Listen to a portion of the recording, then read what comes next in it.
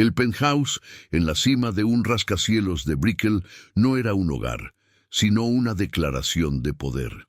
El mármol frío se extendía como un océano pulido bajo los pies, reflejando las luces de Miami que parpadeaban a través de ventanales que iban del suelo al techo. Adentro, el aire era estéril, con un silencio tan pesado que parecía tener su propia presencia física. Cada pieza de mobiliario de diseño, cada superficie de acero inoxidable gritaba opulencia y éxito, pero susurraba una soledad abrumadora. Era el tipo de lugar que se admira en las revistas de arquitectura, un espacio diseñado para impresionar a los socios de negocios, no para escuchar las risas de una niña de 5 años. Era una fortaleza de cristal y metal construida para mantener al mundo a distancia, pero que había terminado por aislar a sus propios habitantes del calor de la vida misma, creando una jaula dorada de resignación. Mateo Castillo entró en ese silencio como lo hacía cada noche. Su traje de miles de dólares, una armadura contra un mundo que había conquistado, pero que ya no sentía.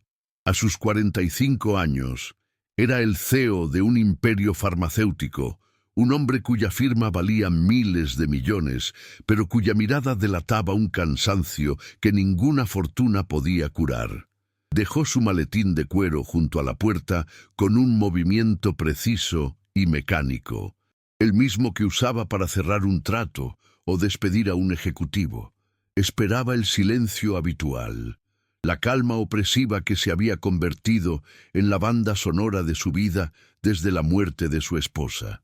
Se aflojó la corbata, un ritual solitario que marcaba la transición del titán corporativo al viudo que habitaba un mausoleo con vistas al mar, sin saber que esa noche una nota discordante estaba a punto de romper la monotonía de su dolor. Fue entonces cuando lo escuchó. No era un sonido familiar. Era una melodía pura, cristalina y llena de vida que se abrió paso por los pasillos minimalistas. La risa genuina de su hija, Clara. Mateo se quedó paralizado, con la mano a medio camino de desabrocharse el cuello de la camisa. La risa no era el sonido débil y esporádico que a veces escuchaba durante las terapias, sino una carcajada vibrante, llena de una alegría que él creía extinta para siempre. Siguió el sonido con una cautela casi de intruso, moviéndose sin hacer ruido sobre el mármol que normalmente anunciaba su llegada con el eco de sus zapatos italianos. Cada paso hacia la habitación de Clara aumentaba la tensión en su pecho, una mezcla de incredulidad y un temor punzante a que su mente le estuviera jugando una mala pasada, un espejismo auditivo nacido de su desesperanza. Asomándose por el marco de la puerta, la escena que vio lo golpeó con la fuerza de un impacto físico. Allí, en el suelo, estaba Sofía, la joven niñera, con los brazos extendidos y una sonrisa que parecía irradiar luz propia. Y frente a ella, su hija, Clara, la niña a quien los mejores especialistas del país le habían diagnosticado una debilidad muscular insuperable, estaba de pie. Se sostenía con manos temblorosas de una pequeña silla, sus piernas delgadas y frágiles luchando contra la gravedad. Y entonces ocurrió el milagro. Clara dio un paso vacilante, luego otro. 2 pequeños pasos que desafiaban años de diagnósticos sombríos, antes de caer sentada sobre la alfombra, riendo a carcajadas. La armadura de Mateo se hizo añicos y las lágrimas brotaron sin control. Hay momentos que lo cambian todo, y ver cómo la fe de una persona puede mover montañas te recuerda por qué vale la pena contar estas historias. Si te suscribes, nos ayudas a seguir buscando estos milagros cotidianos. Mateo se arrodilló, el tejido de su traje de miles de dólares arrugándose sin que le importara en lo más mínimo sobre el frío mármol. Sus ojos, enrojecidos y llenos de una vulnerabilidad que nadie en su mundo corporativo había visto jamás, se fijaron en Sofía.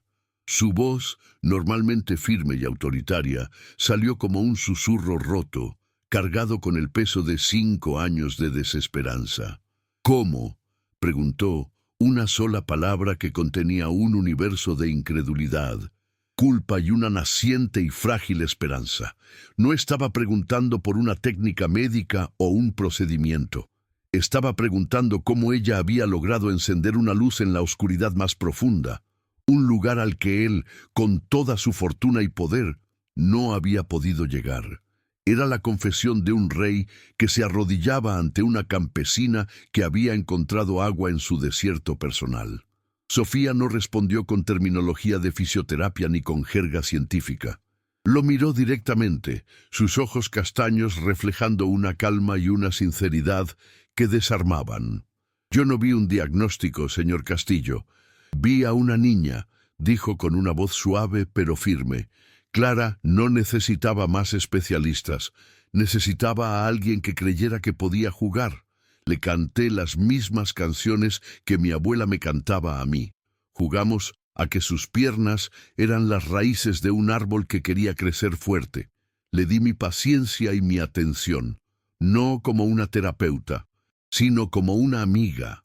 En su simple explicación yacía la verdad más profunda. Ella no había tratado una enfermedad, había nutrido un alma, recordándole a Mateo un lenguaje que él había olvidado por completo, el del afecto incondicional. Las palabras de Sofía fueron como una llave que abrió una puerta que Mateo había mantenido cerrada con cerrojo durante años. El recuerdo lo golpeó con la fuerza de una ola. El olor antiséptico del hospital, la luz blanca y cegadora, el silencio ensordecedor después del último esfuerzo de su esposa. Recordó haber visto a Clara por primera vez, una pequeña criatura indefensa cuya llegada había costado la vida que él más amaba. Desde ese instante, una culpa monstruosa había envenenado su paternidad, convirtiendo su amor en una obligación distante y temerosa.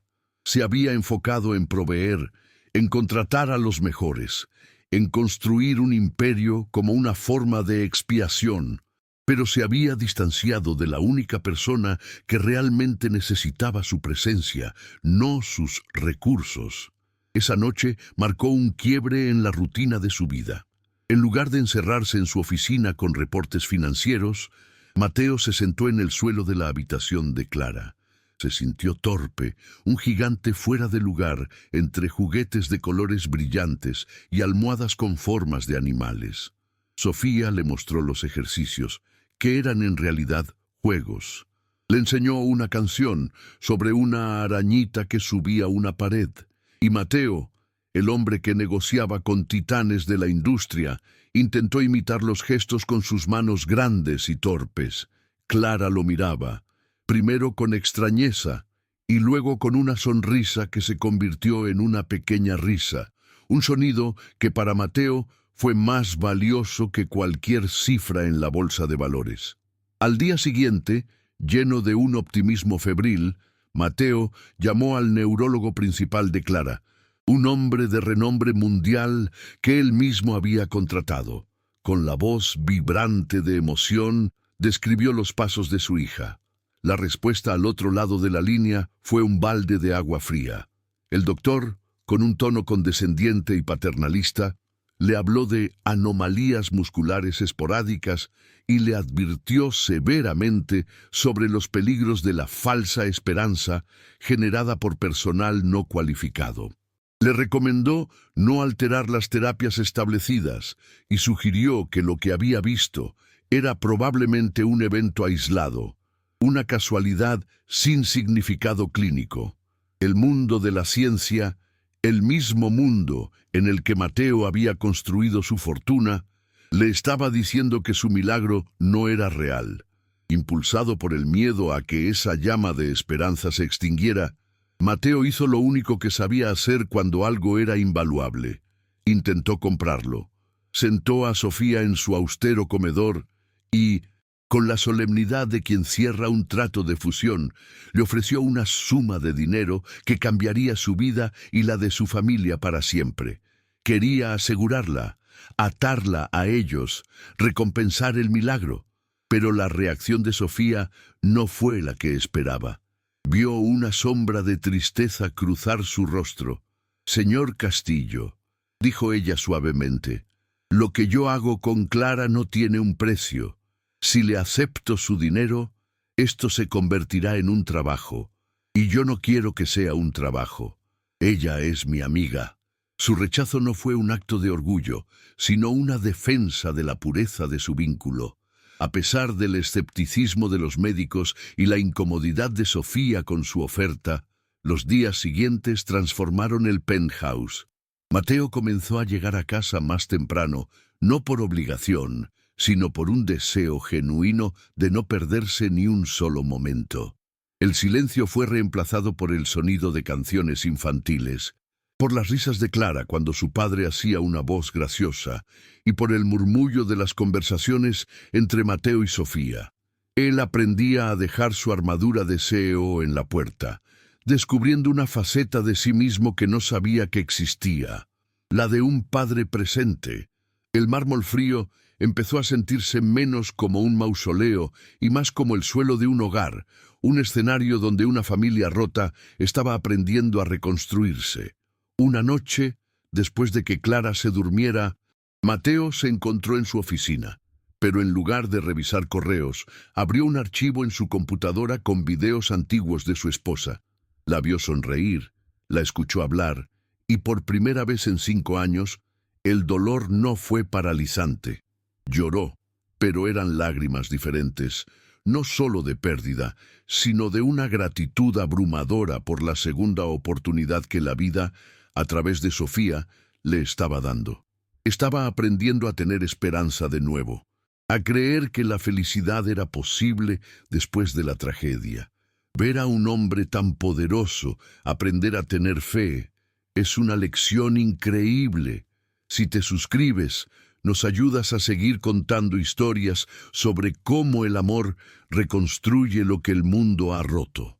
La noticia de la milagrosa recuperación de Clara y la inusual dedicación de Mateo a métodos no convencionales comenzó a filtrarse en su círculo profesional. Durante una reunión de la junta directiva, uno de sus socios más antiguos y amigo de la familia, Ricardo, lo llevó aparte. Con una preocupación genuina pero teñida de pragmatismo empresarial, le expresó su inquietud. ¿Estás seguro de esto, Mateo? Invertir tu tiempo y energía en esto, basándote en la palabra de una niñera.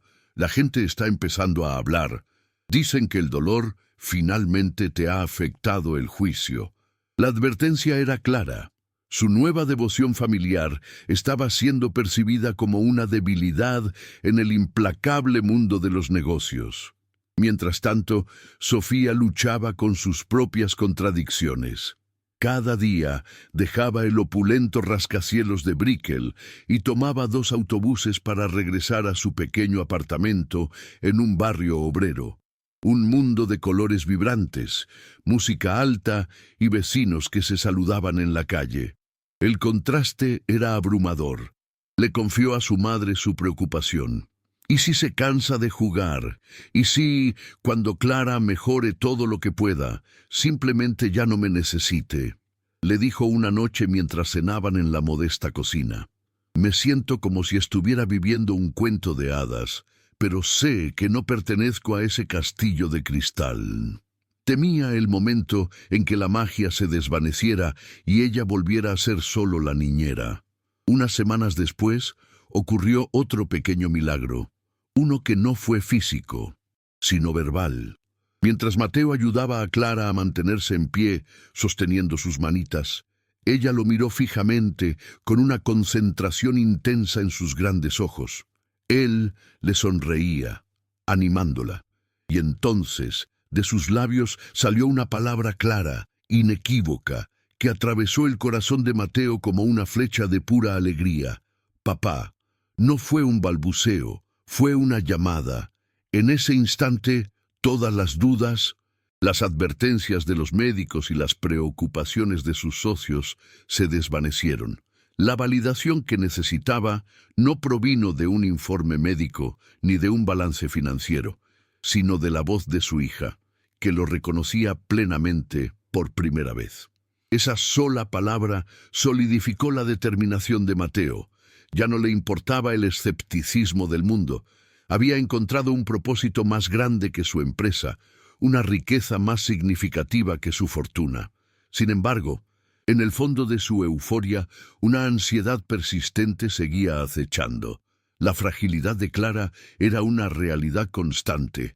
Cada paso era una victoria, pero también un recordatorio de lo fácil que sería una caída.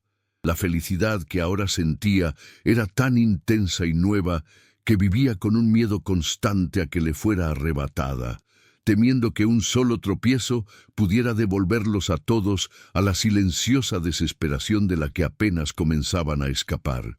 El escenario estaba listo para la prueba más dura de su fe. El momento que tanto temía llegó en una tarde soleada, con la luz de Miami inundando el penthouse y creando prismas de colores en el suelo de mármol. Clara, más segura que nunca, caminaba entre su padre y una silla, sus pequeños pasos una sinfonía de progreso. Mateo la animaba, su corazón latiendo con un orgullo que nunca había sentido en ninguna sala de juntas. Fue entonces cuando ocurrió. Un pequeño tropiezo, un desequilibrio momentáneo, y Clara cayó. No fue una caída aparatosa, sino suave, amortiguada por la gruesa alfombra, pero su llanto no fue de dolor físico, sino de un miedo profundo y una frustración que sacudió a Mateo hasta los cimientos. Más tarde, la llamada del neurólogo fue la sal en la herida. Con una frialdad clínica, el doctor dijo las palabras que Mateo más temía. Se lo advertí, señor Castillo. Estas regresiones son esperables. Su progreso era temporal. La desesperanza regresó con la fuerza de un viejo enemigo. Mateo se encontró de pie frente al inmenso ventanal, mirando las luces de la ciudad sin verlas. El diagnóstico del médico resonaba en su cabeza, una sentencia que borraba de un plumazo las semanas de risas y pequeños milagros. La culpa, esa compañera silenciosa, lo envolvió de nuevo, susurrándole que su breve incursión en la paternidad activa había sido un fracaso, un acto de arrogancia castigado por la realidad. Se sintió como un impostor que había jugado a tener fe. Se aisló en su oficina, el silencio del penthouse volviéndose opresivo una vez más, cada rincón recordándole la fragilidad de su felicidad. Por un instante aterrador, consideró volver a ser el hombre que era antes, un proveedor distante, un arquitecto de soluciones financieras, porque ese rol, aunque solitario, no dolía de esta manera. Horas después, incapaz de soportar la tensión, caminó hacia la habitación de Clara. Esperaba encontrar a Sofía intentando animarla a caminar, insistiendo con una positividad forzada. En cambio, la escena que encontró lo detuvo en seco. Las dos estaban en el suelo, rodeadas de almohadas como si estuvieran en un pequeño fuerte. Sofía no mencionaba la palabra caminar. Tenía un libro abierto en su regazo y leía en voz baja una historia sobre un pajarito que tenía miedo de volar. Clara, con el pulgar en la boca, la escuchaba atentamente, su pequeño cuerpo todavía tenso por el miedo, pero su atención completamente capturada por la calma de Sofía. La joven niñera no estaba tratando de arreglar el problema, estaba honrando el sentimiento de la niña, creando un espacio seguro para su miedo. No era una terapia, era un acto de amor puro. Mateo entró en la habitación, despojado de toda su autoridad. Sofía levantó la vista, sus ojos no mostraban ni reproche ni sorpresa, solo una quieta invitación. «Tengo miedo», confesó Mateo, su voz un susurro ronco que apenas logró salir. «Tengo un miedo paralizante de fallarle otra vez. Por eso te ofrecí el dinero. Es lo único que sé cómo dar. No sé cómo ofrecerme a mí mismo». Las palabras brotaron, una confesión cruda que había mantenido encerrada durante 5 años. Creí que si podía comprar un resultado, si podía asegurarme de que ella estuviera bien, No tendría que arriesgarme a romperla yo mismo. Cada vez que ella cae, siento que soy yo quien la empuja, que mi esperanza es un veneno. Era la rendición total de un hombre poderoso, admitiendo su más profunda impotencia. Sofía lo escuchó en silencio, dejando que sus palabras llenaran el espacio. Cuando él terminó, su respuesta fue tan simple y profunda que reordenó el universo de Mateo. Señor Castillo, el verdadero milagro no fue que Clara caminara. El milagro fue que se sintió lo suficientemente amada y segura como para intentarlo. El milagro fue su risa, no sus pasos. Hizo una pausa, su mirada fija en él. Ella no necesita un padre que evite que se caiga. Eso es imposible. Necesita un papá que se siente en el suelo con ella después de la caída, que le tome la mano y le diga que está bien tener miedo, y que él no se va a ir a ninguna parte. Extendió una mano, no hacia él, sino hacia el espacio vacío a su lado. Ella no necesita su fortuna, lo necesita a usted. Y en ese instante Mateo lo entendió todo, se arrodilló y luego se sentó en el suelo completando el círculo. Los tres, juntos, en silencio, comenzando de nuevo. A la mañana siguiente no hubo una oferta de dinero, sino una propuesta. Mateo sentó a Sofía en su oficina, pero esta vez la gran mesa de caoba entre ellos no era una barrera, sino un puente. Desplegó sobre ella no un contrato, sino un boceto, un plan. Le habló de crear algo nuevo, algo que no se basara en patentes ni en márgenes de ganancia, sino en la filosofía que ella le había enseñado. Le propuso dirigir la Fundación Clara Castillo, una organización que su empresa financiaría por completo, dedicada a llevar su enfoque de empatía, paciencia y conexión humana a miles de niños declarados casos perdidos por la medicina convencional. No le estaba ofreciendo un cheque para que se quedara. Le estaba ofreciendo un lienzo en blanco y todos los recursos del mundo para que pintara su obra maestra de esperanza, convirtiéndola de niñera a pionera. Los meses que siguieron fueron una sinfonía de transformación. El penthouse, antes un mausoleo de mármol y silencio, se llenó de vida.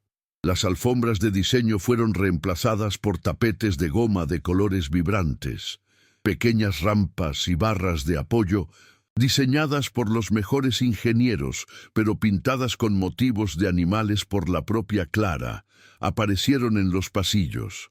Mateo reestructuró por completo su vida. Sus reuniones de junta ahora se programaban en torno a las sesiones de terapia de Clara, que más bien parecían fiestas de juegos. Sofía, por su parte, floreció en su nuevo rol, entrevistando a terapeutas, visitando familias y diseñando un currículo que priorizaba la risa sobre la repetición mecánica. El frío apartamento de Brickell se convirtió en el improbable epicentro de una revolución silenciosa, demostrando que un hogar se construye con presencia, no con posesiones. El punto culminante de este nuevo comienzo llegó durante la gala anual de la compañía. Frente a un auditorio lleno de los empresarios y científicos más influyentes del país, Mateo subió al escenario.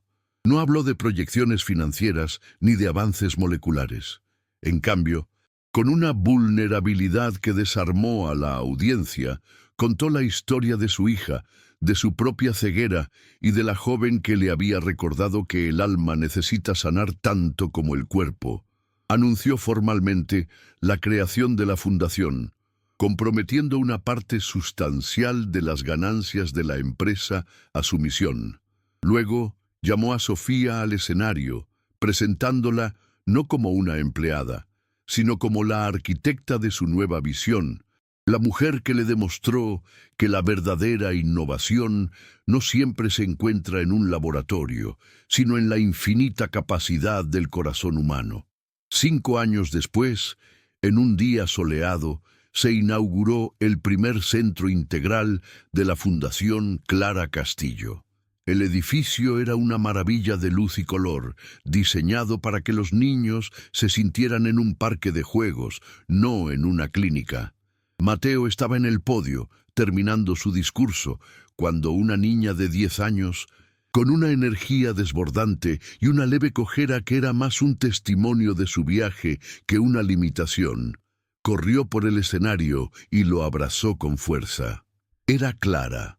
Sosteniéndola en sus brazos, Mateo miró a la multitud, sus ojos encontrando a Sofía en la primera fila, su mano descansando sobre el vientre que prometía una nueva vida. Su voz se quebró al concluir. Mi mayor descubrimiento no fue una fórmula química, sino el poder que se desata cuando un ser humano se niega a renunciar a otro. Son estos testimonios los que nos recuerdan de qué estamos hechos. Si te suscribes, nos ayudas a garantizar que estas historias de fe y perseverancia sigan inspirando al mundo.